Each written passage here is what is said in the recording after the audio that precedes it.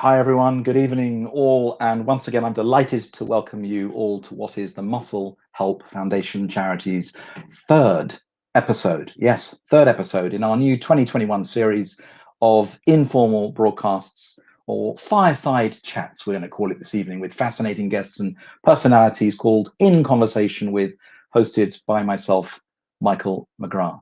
Do you know what? These chats have been created with one single goal in mind, which is to bring our community together, bring our families, our beneficiaries, those for whom we exist, to serve together through a shared moment in time, in helping our tribe of what we call our muscle warriors across the country to feel just a little less isolated and perhaps a little more engaged. Ultimately, you're not alone. And as I've previously mentioned, hope is all around us. And right now, I know that for many of our families, hope is coming in the form of a jab as the vaccine is rolled out. And certainly it appears that many will be receiving their jabs over the coming week or two. And as one of our muscle warriors commented earlier today, someone who you'll hear about a little later on tonight's episode, and indeed someone who tonight's special guest met some 9 years ago, more on that later. Well, this person neatly, for me, summed it up when he said in a little round robin message, think after the year we've all had that this is finally a sign that things are getting a little better, not worse, for once. As I said 2 weeks ago, be sure that you let your hopes, not your hurts, shape how your day unfolds tomorrow. And once again, tonight, I'm sending colossal, gargantuan, that's a lot of love and a lot of positivity to our community, to all of you who have tuned in tonight from all over the UK, who are battling every single day, who are enduring in a way that none of us have endured before. I want you to know that, as I said earlier, you're not alone and that you're being thought of. So, without further ado, let's crack on with tonight's chat. And I can promise you all that we're going to have a laugh. It's going to be beyond entertaining. And you know what? Whilst we've not yet reached the heady heights of the Graham Norton show, all right? Graham, if you've tuned in tonight, thank you. I know that you can't wait, perhaps, to be one of our future guests, but I just can't get past your agent, Graham. So if anyone can help, please get in touch, ping us a message. So before we get started, a few important housekeeping points, just to give me your attention. Firstly, a safeguarding note. As always, we have eyes over tonight's broadcast, so if any inappropriate comments or behaviors are observed, action will be taken. Secondly, all episodes are recorded and streamed on the charity's Facebook and YouTube channels. And as always, you can help amplify our reach by subscribing, commenting, and sharing. So without further ado, I'm delighted, thrilled to welcome someone who may perhaps have Graham Norton in her contacts, who openly describes herself as the bird on TV who can drive, who holds a car race license, and get this, and also a powerboat racing license, and who is already a fully fledged muscle warrior and part of our charity's tribe. And more on that later, but please, for now, let's hear it for Vicki Butler-Henderson. Hello. Vicki, hi. Oh, hi there, and a massive gargantuan hello and warm hug to you, Michael, and to everybody else who is watching. Really, really lovely to be able to be with you tonight and hopefully spread a little sprinkling of joy on a Wednesday evening. That's nice. So anyway, how's it going? How's it going for you at the minute? All good. I am homeschooling a 6-year-old and a 10-year-old, and then juggling my own work and a husband as well. So it's quite full on. Yeah. And we all rush out to walk the dog whenever we can, just to go and get some fresh air and maybe a few moments to ourselves. But we're all good and healthy, which is wonderful, and very happy. Just a little busy and chaotic on occasions. Yeah. So tell me, what's the dog's name? The dog is called Zazus. Oh, okay. Tell me about that. So he's a Rhodesian Ridgeback, so he's quite a whopper. Right. And I loved the TV show Magnum PI when I was growing up. And in it was a guy who had two Doberman pincers, and one was called Zeus and one was called Apollo. And I always said if I ever had a dog, I'd call it Zeus and the other one Apollo. We've got Zeus. The kids thought it was too dull, so they created a Zazeus. Zazeus, I love it. Very good. Listen, Vicky, I was looking at Wikipedia a little earlier, and a dangerous thing to do, Michael. Dangerous thing to do. Very dangerous. But you know, for all those tuning in tonight, can you believe that we've got yet another guest born in the county of opportunity? Of course, I'm speaking of Hertfordshire, where I live as well, and where our previous guest lives. And so, Vicky, you know, what's the story with Hertfordshire and your good self? I know it must be something in the water, but may I have a confession on your show, please? Go on then, confess away. I am actually an Essex girl. Is this breaking news or? Kind of, yeah. Okay. I'm an Essex girl. Right. Yeah. So I was born in Essex and then sort of tipped over the border and grew up in Hertfordshire. So I've got sort of dual nationality potentially. Very good. Excellent. So which part of Hertfordshire did you sort of dip into? Well, not too far from where you were, actually. Okay. Not too far at all. So I'm in Cambridge area now, which is just the next county out. I didn't really travel very far, did I? But I have been to London and stuff like that. So I have seen the big sights. Very good. So, okay, so British racing driver, former presenter of Top Gear, current presenter of Fifth Gear, which I think was originally broadcast on Channel 5, then it moved to Discovery Channel, then to the History Channel, and now in 2018 it returned back to Quest. I think it is now being broadcast on Quest. Part of Discovery. And I'm kind of hopeful that your fellow presenters, Johnny Smith and Jason Plato, are tuning in with us this evening. Are they? Do you know? That I don't know, but I hope my television husband is, Mr. Tiffnydale. Mr. Tiffnydale. Good evening, Mr. Tiffnydale. So you grew up on the family farm, and I discovered that there's a locomotive that carries the Butler-Henderson name. Check you out doing your digging. Yeah, and at 12 years old, you know, racing was your thing. Tell us more, please. Yeah, so just to put the steam railway thing into its context, it was named after my great-great-grandfather. Yeah. He was a director of the Great Central Railway, and some steam engines were named after their director. So I'm very privileged to have actually been on the steam engine, the last run it did before it went into a museum where it is now. So that was a very special day for me to ride on a steam engine with my surname on it. It was really cool. Yeah, very good. And then racing, like the red bus, isn't it? Have we got the name on the red bus yet? No. No. I trust you have, though. No, I haven't. Absolutely not.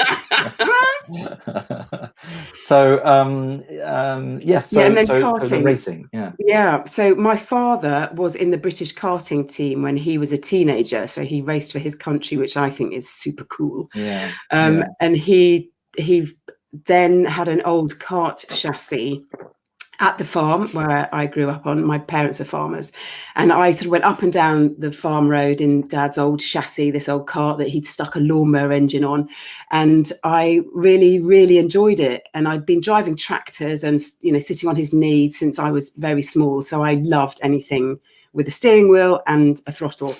And then I persuaded him to take me to a racing circuit in Hertfordshire, the same one that Lewis Hamilton started and Anthony Davidson spoke about with you a couple of weeks ago, and that was at Rye House. And actually, look at this. So here is a picture of me at the age of 12 years old. I hadn't even started racing. Love it. Yeah. This is me in one of my first ever tests with a ponytail swooshing out the back of my helmet. Oh, that takes me back. And I'm actually wearing one of Dad's old racing suits that, you know, it's just paper thin, really. Yeah. Compared to today's stuff. So yeah. Oh, that really, and that is Rye House. And that's Rye Hill. So that was age Rye House, and that was age. So just 12, yeah. Unbelievable. 12 years old, yeah. That's unbelievable. So you're winning trophies then at this stage? Not quite. The first ever race that I did, I was competing against a certain man who went on to be a multi-point award winner in Formula One, and that was David Coulthard. So I went on to be a TV tart, and he went on to have an illustrious racing career.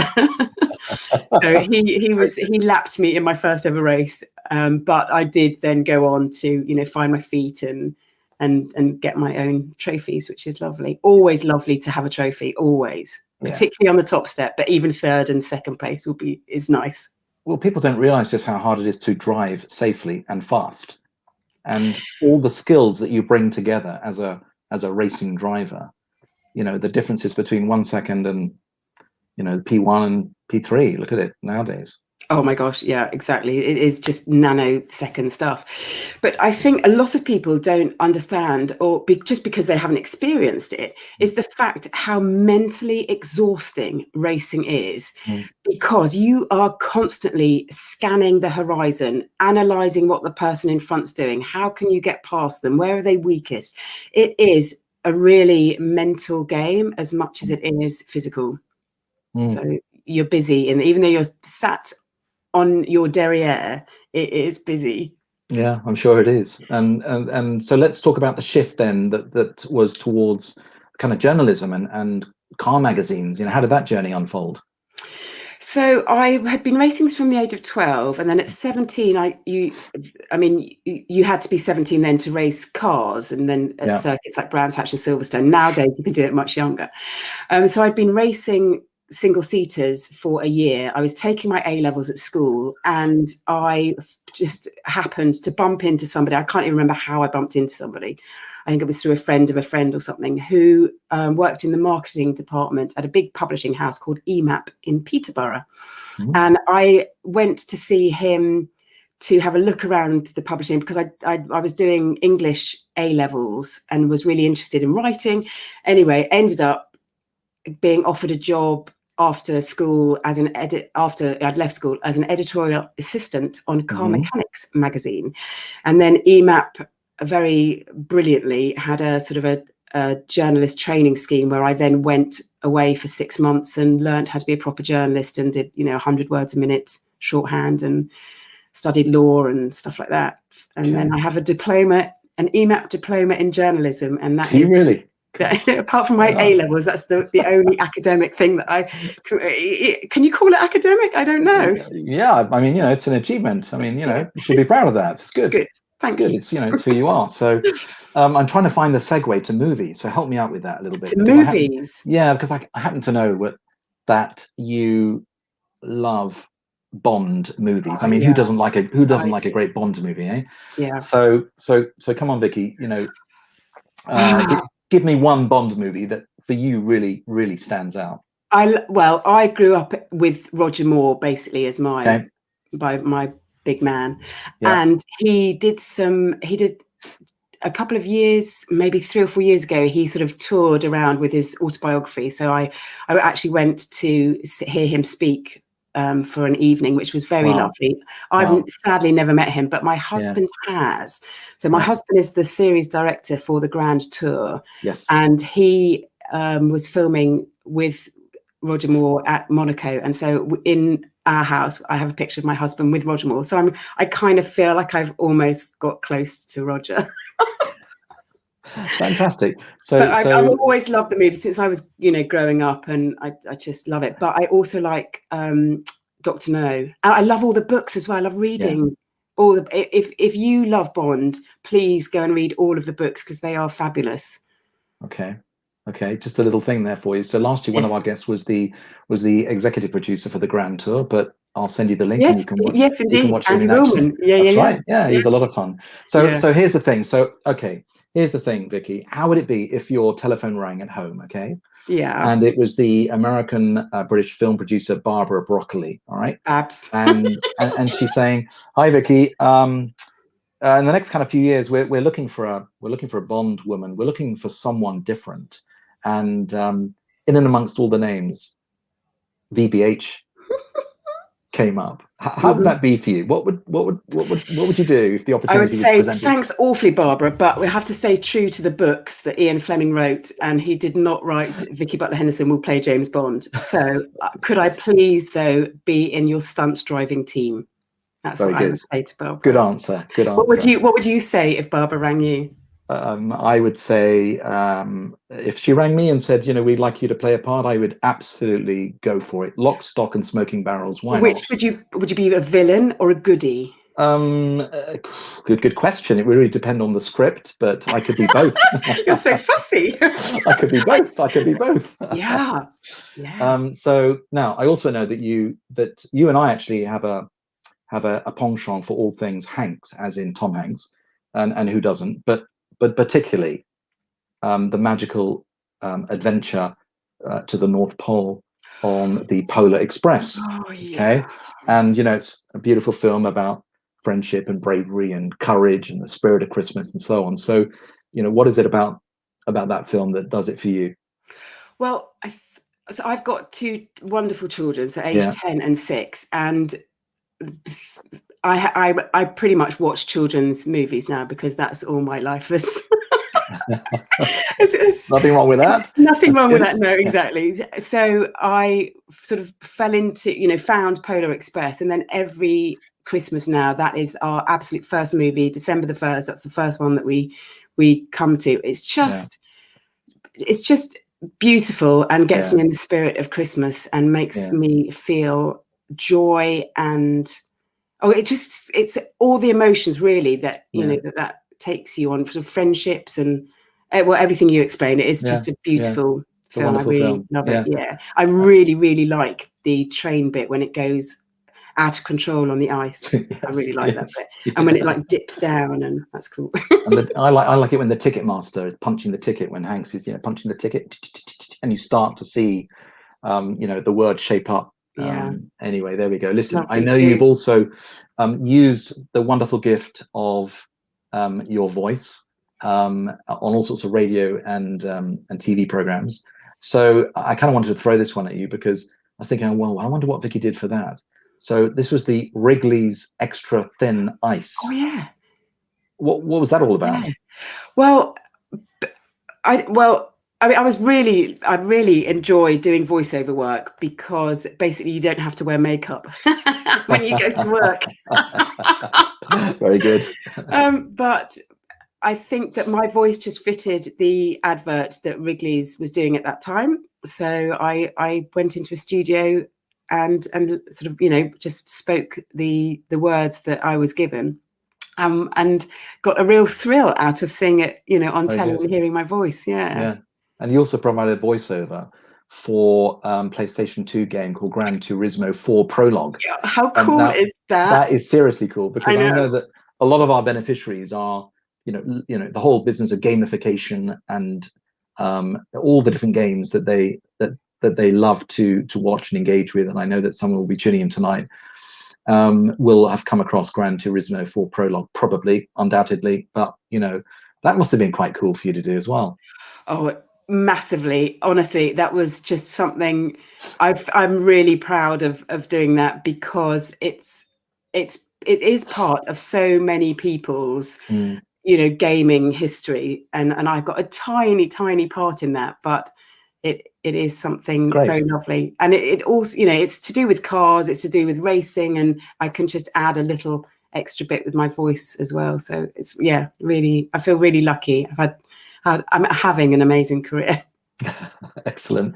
And tell me a little bit about one or two of the interesting people or celebrities, I use that word cautiously, that you've taught how to drive on a circuit. Give us some storytelling. Sadly for you, it is not Graham Norton, and very unfortunately, I don't have him in my phone book, so I'm of no use to you there. But over the years, on Fifth Gear, and I've been very lucky to be able to impart a little bit of my knowledge and teach some people how to go around a racing circuit. Something that I actually did when I started doing when I was 17, when I was still at school. I was an instructor at Silverstone because I'd had 5 years karting experience and racing experience behind me at that time. So I can teach people, how to the fastest way around the track. And I have I have taught Freddie Flintoff, who is now on Top Gear. Yeah. And that was at Alton Park. So he was in a Boxster. So this is me and the film crew. And Freddie's there in the pink shirt in the middle. And I took him around the Alton Park racing circuit for the day. And he was really good up to a point when I thought, I'm going to let you go on your own, because Freddie's definitely got a skill for driving, but he doesn't know quite where his boundaries are. Yeah.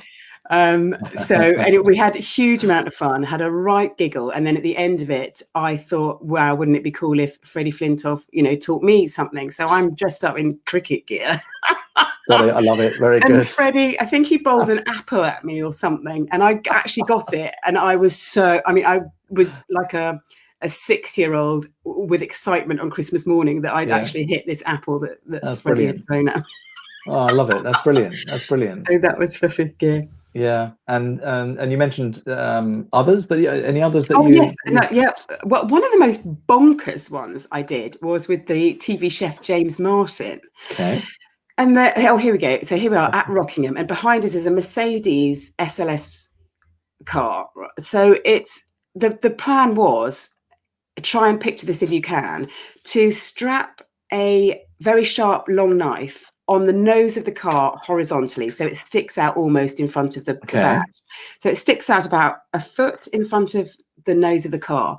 And the directors, producers, they said, why don't you teach James Martin how to slice a cucumber in half with this knife? The cucumber is in the middle of a corner at a racing circuit on a cone. So you've got a roadside cone and then a cucumber sticking out at the top. And I had to come along and cut the cucumber with the car with the knife. Not only that, I had to do it full on sideways. So the car's like screeching.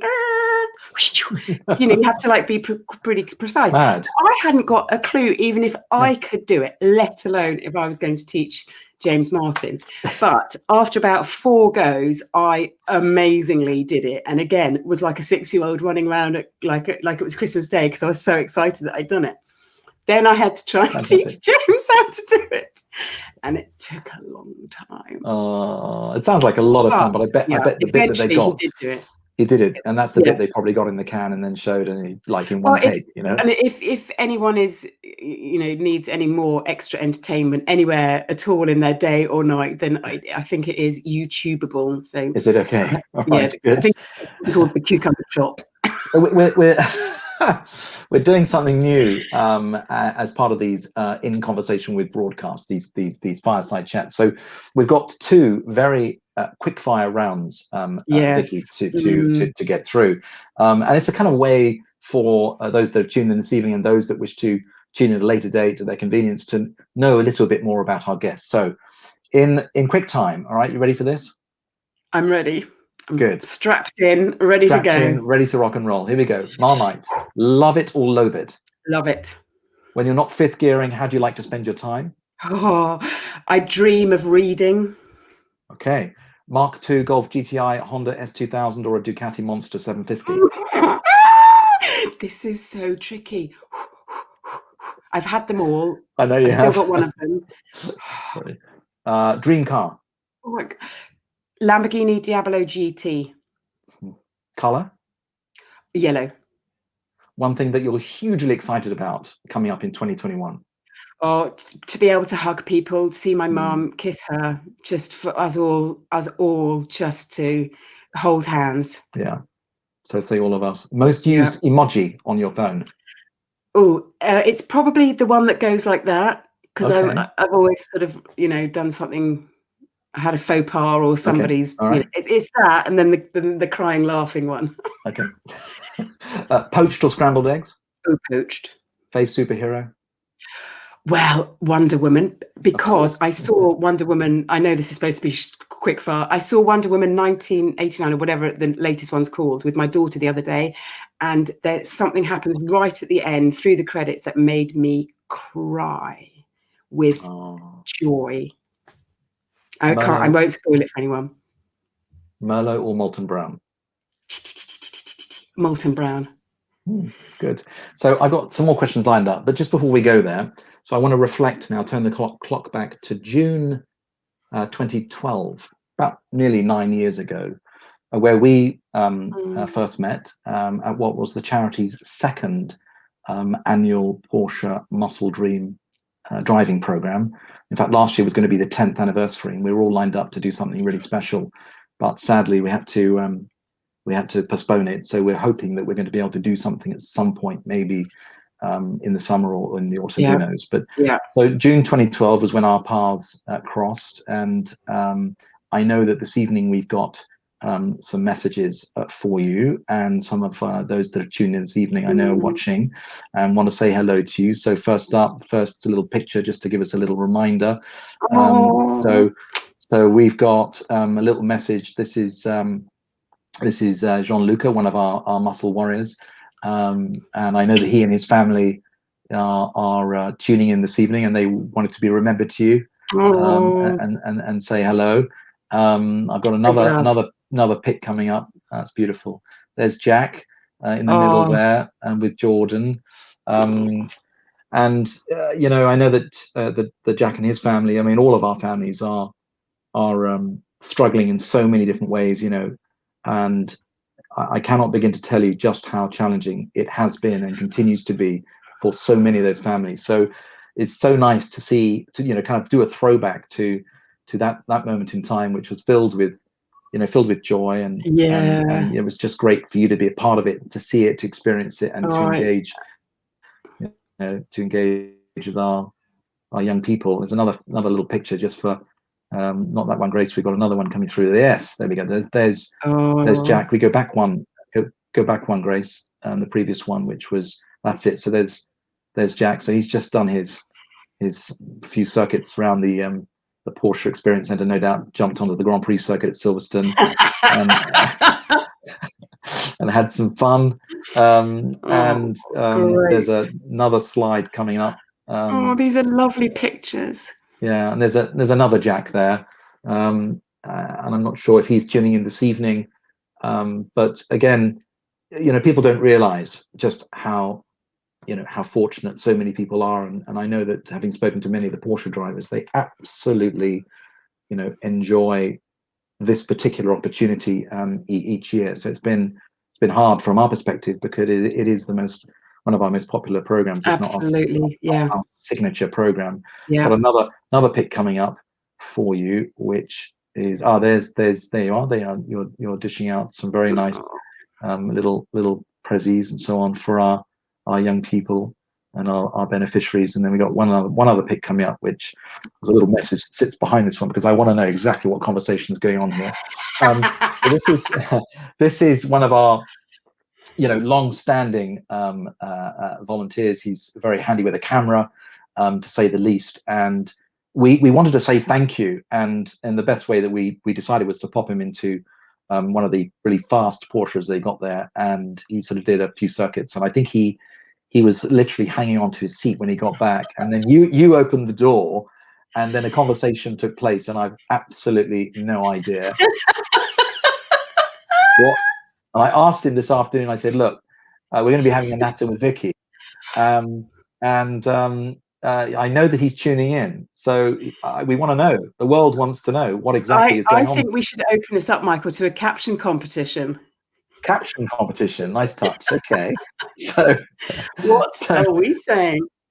What are we saying? What suggestions? That's a nice one. So Steve, if you're tuning in this evening, we'd like some captions, and indeed from anyone else who's tuning this evening, captions please, and we'll come back. Absolutely. I had such a wonderful day that day, and hello to everybody who was there that day, and I have very, very special memories of it, and I would very much like to be asked back. So please, if an opportunity becomes available, I would love to make a return, please. Nice. Yeah, we'll certainly take that on board. So on the list at the bottom. Everyone got Anthony Davidson. We got yes, we need to get James Martin there, and we need to get, you know, anyway. So moving on.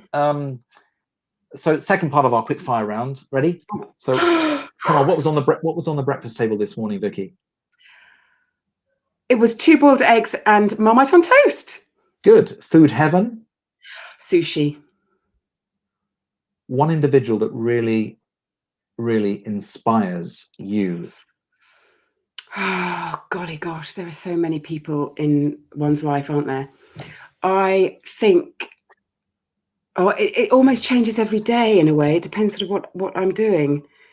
But I think I have to go back to my child. I think my parents, I think they've always set lovely goals, and they've never, they've always let me strive to do whatever I've wanted to do, and they've never held me back in any way.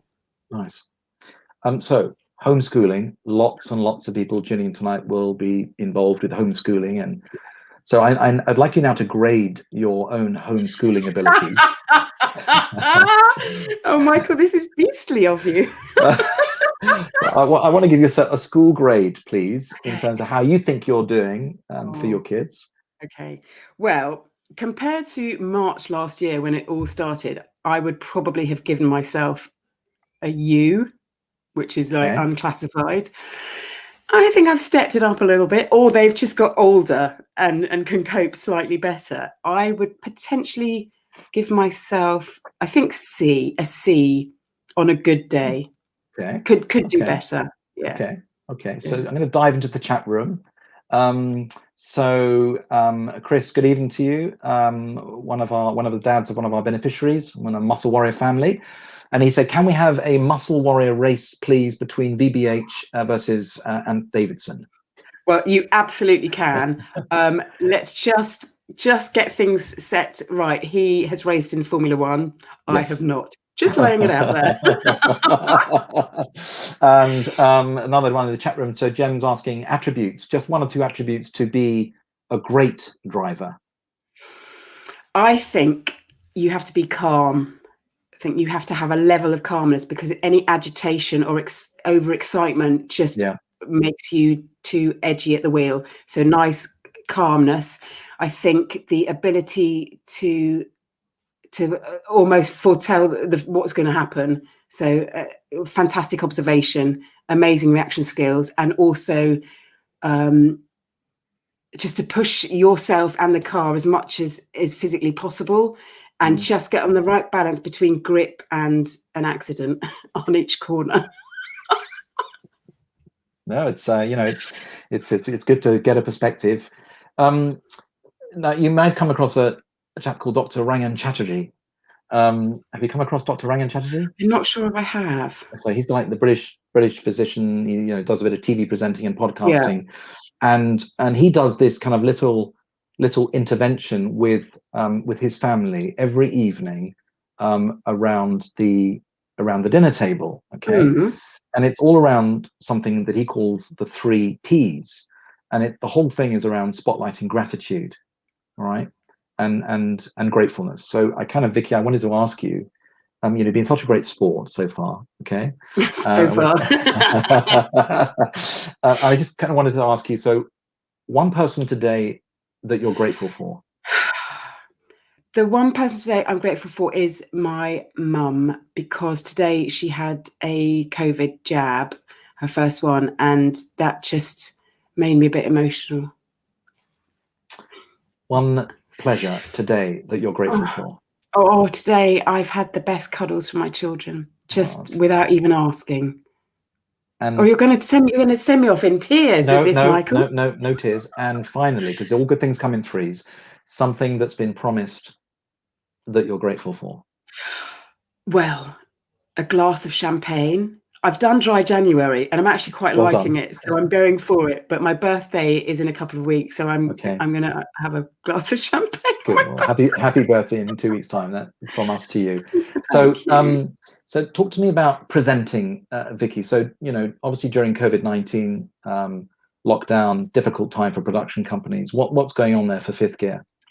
Well, Fifth Gear, we have been able to do some filming, obviously, wiping down steering wheels and only allowing one person in the car, and the crews, socially distancing and wearing masks. But one thing that it did throw up last year, which is something that I had never even thought that I would be involved in, is I became a presenter for a few simulator computer racing championships, and also helping to launch a Lamborghini sim racing championship with David Coulthard, all done remotely. And, you know, all done sort of with a green screen and then a studio sort of, you know, put in afterwards. But that I absolutely love, because at the time last year, no motor racing was happening in the real world. So all eyes were on sim racing, and it was wonderful to be involved in. And the graphics and the, you know, the skills that you need to strap yourselves into these machines at home. I mean, I'm pretty useless on computer games. So I have huge respect for people who can do that. But it was great, a wonderful insight into that world. It's an interesting world that we had a little bit of an insight from Ant Davidson a couple of weeks ago in terms of, you know, simulation, and you know, boy oh boy, the technology and the you know, the wherewithal in terms of getting the best from those machines. Just going to jump into the chat room. So hi Mel, good evening to you. She says, Vicky, have you visited a UK kart track in recent years on a Super One event? What do you think of how it's stepped up in terms of cost for cadets? Oh, golly gosh. So about maybe 4 or 5 years ago, maybe 4, anyway, for fifth gear, I went and became a kart racer once more. Bearing in mind, I had not raced a kart since I was 17, yeah. Oh, when I was racing, and when Anthony Davidson was racing, honestly, it was me and my dad in a Volkswagen Transporter van that we put the carts in the back, drove around the country, you know, unloaded, did everything ourselves and packed it all away. And I loved the journeys home where Dad and I just talked about, you know, what went right, what went wrong. It was lovely. I went to this a Super One meeting, and I could not believe how much like it is a miniature Formula One paddock. Most of the children there belonged to a team, and those teams had 6, 7, 8 drivers in them. That really shocked me, because I remember it from such a different end of the scale. And of course, the money has increased hugely since then. But you can still go and have a bit of fun. I've taken my children, you know, just karting, sort of turn up and pay and have a go. So that is still a potential for you to experience karting at the cheaper end of the scale. But yeah, I agree with you, Mel. It is pricey. So Lottie Butler-Henderson this evening wishes to say hello, Lottie. So Lottie says Dr. Rangan is awesome. She says, come on sis, you should know Dr. Rangan. His podcast is fabulous. Get with the program. Lottie has also jumped in, and she said, beautiful sis, how would you feel if your children wanted to get behind the wheel? I was really hoping this question would never come up. In which case, I'm just going to let everyone know that I managed to teach my children, when they spoke to Lottie, my sister, to call her Auntie Snot Bucket, and that's what they call her. And I've managed to maintain that for 10 years now. So, we'll move on to the next one. So, well, yeah, I'd be happy for them to have a go, but I'd rather stick a tennis racket. I'd rather them do something that wasn't quite so dangerous, which seems so mad, because my parents quite happily let me and my brother race. But I would love to teach them, and I definitely do want to teach my children car control skills, because that will be skills for life that they can, hopefully keep them as safe as possible on the road. Yeah. So emergency stops, 3-point turns and the like. Sliding. Sliding, yes. How to control skids. How to control. So one of our muscle warriors that met you all those 9 years ago, Jack. Jack, hi, good evening, Jack. Hope you're okay. Hello to the family. So Jack's saying, Vicky, what is your favorite car that you've owned? And he sent a little muscle warrior salute to you. Nice one. Oh my golly gosh. So I've owned a Mark II Golf GTI that we spoke about, a Honda S2000, Porsche Cayman GT4. I think it's going to have to be my Porsche Cayman GT4, Jack. Yeah, which is one of the most complete driver's cars, great feedback, great excitement, fantastic bit of kit, beautiful steering. I had to sell it because it was so impractical for the kids. So Steve has jumped on and he said, are you faster than Sabine Schmitz? Sabine Schmidt. Now, sadly, I've never met Sabine. So Sabine has done some presenting for Top Gear, and she's raced and very brilliant around the. I'm going to say Nordschleife. I'm not sure if that's the correct one. Anyway, I don't know. I would love to have the opportunity for us to pair up and have a go. And we'll just jump into the chat room for a couple more things. And then, so Chris says, VBH, are you getting faster with age? I don't Thanks think for that, Chris. I haven't got any slower, that's for sure. But I do remember going hell for leather once I'd had children and wondering, have I lost it? Because, you know, I'm worried about getting home and safely for the children. But no, I was fine. I was still on it. So as a woman in a male-dominated industry, have you come up against many challenges, and what would be your advice to perhaps overcoming such challenges? I have never really come across any challenges, because as soon as I put my helmet on, or as soon as I get behind the wheel of a car when I'm filming, I can do the job. I can slide a car, I can donut a car, I can feel a car, I can talk about a car. It doesn't matter if I'm a woman or a man or a giraffe. I can do the job. And that for me has always been, I believe, why I've been accepted. If that's the right word. It's just that's me. I do the job, end of story. So I just think if anyone is feeling a little unsure in an industry, just believe in yourself and know that you can do it. Just believe in yourself. That's great. Yeah. Great advice.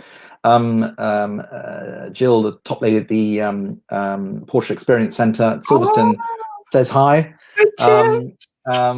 And another question in the chat room: are you drawn to all high adrenaline activities? Are you an adrenaline junkie? I would say yes. I've jumped out of an aeroplane with a parachute attached, fortunately. I love racing. I love going in an airplane when it goes for, you know, you hit turbulence. I absolutely love stuff like that. So yes, I would say so. However, I also absolutely adore sitting down and reading. And at the minute, that is a luxury that is beyond my capabilities right now, just with juggling so much. Yeah, no, I bet. So let's just talk a little bit about lockdown and how it's changed the way you've had to live your life. You know, it'd be good to just get a few little insights in terms of, you know, how you're finding it. Well, I don't have to shield, or, you know, no one else at home is shielding. So that, you know, gives me the opportunity to go out to a supermarket, which is pretty much the only highlight of my week. But I probably go to the supermarket twice a week, and I take the car as well. And if there is an opportunity to put my foot down a tiny bit, all within the safe regions of speed limits, then I have a little squirt. Do you think we're, do you think we're being kind enough, nice enough to each other at the moment? Such a great question, Michael. I think the first lockdown, yes. I think, you know, everyone was just so pleased to see another human being, whether they were walking past your window or you actually, you know, you crossed them on the street. I really, really feel that this lockdown, people are much more wary of everybody else and not as kind. I try and run every day. I try and do 5K every day. And on my route, I pass quite a few people, a lot more people in this lockdown than there were in the first one. Yep. And I always make sure I smile, or, you know, if somebody's gone out onto the road so that I can stay on the pavement, I say thank you. But it doesn't seem to be coming back the other way this time round. So it's odd, isn't it? It's strange. What are your thoughts on it? Well, I'm not going out jogging 5 kilometers a day, but But in my chariot, I'm Yeah. I'm not having any interactions at all with pretty much the outside world. It's been, we've been, I'm a hardened shielder, and I'm, as somebody that's clinically extremely vulnerable, I don't particularly like that term, but I just cannot take any risks, and therefore the idea of going to a supermarket, knowing full well what's happening in Hertfordshire at the moment in terms of the prevalence of COVID, and looking at where people are getting COVID, and supermarkets is right at the top of the list at the minute in terms of that whole thing. So be safe, wear your masks, keep your socially distancing, and take your Clenel wipes and vigorously clean the trolleys that you're pushing, and all any of the goods that you're putting in those trolleys and so on. So it's so just moving on a little bit in terms of things that you've perhaps missed. You talked about hugging, and for me that's a big thing, and you touched on it earlier. I feel so lucky. I've got 2 children and a husband and a dog whom I hug every day. Yeah. And my heart absolutely aches for people who are isolating on their own or just aren't able to do that. Honestly, it's a really cruel bit of what we're having to go through at the moment. Yeah. And so I think in terms of, I think we all recognize that we need things to look forward to. We need things to, to distract us, and things to perhaps lift our spirits. So, given the opportunity, if you could invite perhaps a couple of people, a couple of celebs, to your home for a cuppa, to help lift your spirits. Who would they be, and why, Vicki? I would love to have the Queen round, because she is just such a cool cat. In all the turmoil that the rest of us kind of like flounder around in, she is rock solid. So I would love to have her around, and then also she could teach me how to hold a teacup, and do the whole tea ceremony. I'd like to hear it from her. Apparently not, Michael. No. Oh, really? No. Okay. We'll be inviting you around then with the Queen. Very so good. I think that would be delicious if she could come round. And anyone else? I would have Tom Selleck, whom I mentioned at the beginning, who is Magnum PI, and I would have Roger Moore, and I would actually have my television husband, Tiff Niddell. I'd have Mark Webber as well. Yeah. Okay, not Mr. Poldark or anything like that. So, no. Fine. Okay, good. Just me, the Queen, and the boys. Very good. You're familiar with the program? Is it? I'm just trying to remember the name. Is it Mitch? So Knight Rider is the affectionate term of my vehicle. So I've got a Chrysler Grand Voyager, which has been adapted, so it has a lowered suspension system that goes down, and the ramp comes out, and all the rest of it. And we call it Knight Rider. So Brilliant. you know where I am with that program, don't you? Oh yeah. Yeah. Good. So I was talking earlier, and it's nice to chuckle with you, because chuckling is important, isn't it? And I was talking to one of my colleagues earlier about laughter, and the fact that the charity is currently planning a second virtual laughter muscle dream program. In fact, you heard it here first when we announced it this evening, breaking news. And so basically following on from Laughter 1, so a bit like Lockdown 1, actually, we call it Laughter 1. Laughter 2 we're aiming for. And so Laughter 1 was delivered 2 days before Christmas, Vicki, and we had 17 beautiful families from all over the country that came together for some chuckling and some giggling, and kind of learning about laughter and all the good things that it does in terms of lifting our spirits. And it was so wonderful, and it just kind of normalized everyone's lives in that hour and a half. It was great fun. So I got to ask the question, who makes VBH laugh? My children, definitely, when they say bonkers things. My dog, when he sort of does, mad things with his head when he's listening to strange noises. That's always quite cute. And then, I don't know, anything a little bit silly. Yeah, and just great wit, actually. Great wit. Johnny, you know the movies Johnny English? Yes. With Mr. Yes. Bean in them, though Yes. he's not Yes. Mr. Bean, Yes. Rowan Yes. Atkinson. Rowan Atkinson. Yeah. Yeah. See, they make me chuckle. Yeah. And I know that Will Ferrell does it for you as well. Yes. Oh, yes. I love that. And I mean, it's another slight Christmas movie, but anything with Will Ferrell in does make me laugh. Anchorman, and Elf. Honestly, when he's down in the post room. Yeah. Yeah. It's great. It's great. So let's jump into our post room here and have a little look. So question from Mel, Vicky, would you be up for doing a Le Mans? Yes, so Le Mans, the big 24-hour race that sort of almost every driver wants to do. I would love to do Le Mans. Yeah. Is it Le Mans or Le Mans? You don't pronounce the S at the end. You don't pronounce the S. No. Forgive me, that's one strike to me. Of course, darling. Again, as I said, not you, me, and the Queen for tea. All right. So James asked you, do you have any points for speeding on your license? What an excellent question. Thank you so much for that. Thanks for that, Jem. Very Thank good. you. Moving on. Not currently. Good. And do you get points for speeding on the water? Oh, that's a good point. No, but I mean, you get a sort of naughty boy, naughty girl. Okay, like red flag thing. Yeah.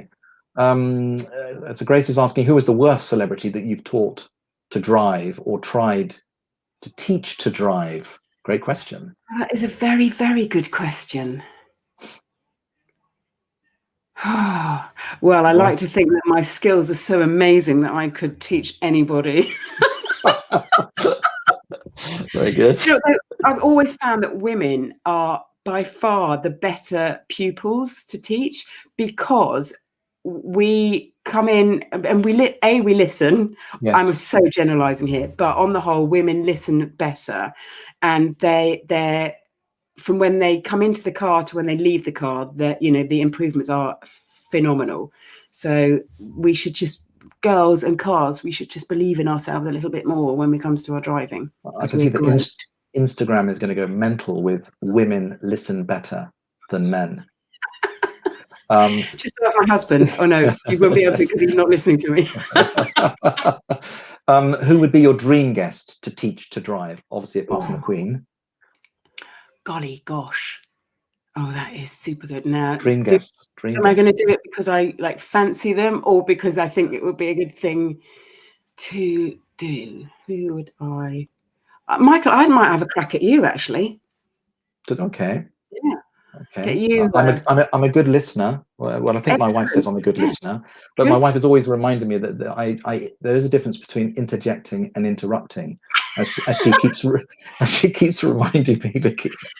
Anyway, moving swiftly on. Best ever motor racing film, is it for you Rush, Senna, or Le Mans? Good film. I mean, all good racing films, aren't they? I think I'm going to have to say Senna because, again, Ayrton Senna was a driver that I grew up, thinking was amazing, and I was around in his sort of glory years, and it's a movie that even though I know what the ending is, I have watched it about 4 times. I still get wrapped up in the whole emotion of it, and just still think it's amazing. So Senna, yeah. Did you ever meet Jackie Stewart? I have met him on occasions, but I've not really spent any time in his company. Have you? No, I haven't. Would you like to? I'd very much like to, for sure, because I'm sure there's things that we can learn from, and it'd be, what a great conversation that would be. So Chris, I do a podcast for Auto Express magazine, and last week we had Derek Bell on, who is actually one of the drivers in Le Mans, the Steve McQueen movie. So he was telling us some stories about that. So that was really cool. That was a bit special, for sure. Yeah. Chris has jumped on again. Says, "Are you faster than Grandpa Tiff?" Tiff is the end of the leg. He is the legend. I am a mere Tiffette. A mere Tiffette. That's a nice way as we come to the close of our conversation. So, final question, Vicky, to close off this evening's fireside chat, which I've enjoyed very much. By the way, you've been a really great sport. What steps do you think we can each, perhaps just one step, one thing that we can all do, perhaps, to make the world a better place? Smile, because when you smile, other people can smile back, and it just makes them feel a little bit special that another human being has given them some attention just for a second. I think to be able to smile and look somebody in the eye is really super. Yeah, it's lovely. It's lovely. Vicki, huge thanks for being such a fabulous guest. And if I could just invite you for a second to give your best muscle warrior salute, please. Oh, yes. Fantastic. And before we finish up, I'd love to get everyone's feedback, as always here. So please head to the charity's Facebook page, where you'll find our little Survey Monkey, 30 seconds of your time, so we can improve the experience, our fireside chats experience, even more. That would be really terrific. Give us some feedback in terms of I know how to improve the fireside chat and not have me on it. So do you know what? If you've enjoyed tonight's episode, please do make a donation, no matter how small, knowing that you're going to be helping us change lives and give a little bit more hope and bring a little magic and a little joy through the charity's virtual efforts. Thank you so much. And Vicki, I've got to ask, if you know someone who you think might be, a great guest for one of our future In Conversation With episodes, such as James Martin or Freddie Flintoff or whoever, do please have a think and let us know, please. We're fully booked up actually till May at the moment, which is fantastic. Terrific. Yeah, it's really great. So I'm just, hey, that would be nice, wouldn't it? But we're trying to set the bar high with our little conversations. But you do such a great job, honestly. You are fantastic. You're amazing, and thank you so much. And thank you everybody for watching and listening. Thank you. We're not quite finished, so we got a little drum roll, which is, we do this every time. Little drum roll, please. So this is a plug for our next In Conversation With guest. So drum roll, taking place on Wednesday, the 17th of February. A couple of weeks' time, 7:30. We kick off sharp, and I mean sharp, to the second. And this is another very, very special guest. And we're staying with the motor racing theme. So all good things come in threes. And this is our third guest in the motor racing theme, when I'm going to be chatting about all things technology. And wait for it, we're going to be having a little conversation with the technology director for the Mercedes-AMG Petronas Formula One team. One of the most dominant forces of the modern F1 era, and of course with the outstanding Lewis Hamilton, now partnered with the steely Finn that is Valtteri Bottas. Technology remains absolutely the heart of this incredibly high-performing team, doesn't it? And they remain the team to beat, don't they? So I'm going to be having a little chat with Mike Elliott, and that's the date, Wednesday the 17th of February, 7:30 sharp. And once again, huge thanks to our wonderful guest, Vicki Butler-Henderson, aka VBH, and to Grace and to Kate and to Joe and Shari and Jem in the studio for supporting tonight's broadcast. As always, you guys rock. Have a great rest of the week. Bye-bye for now.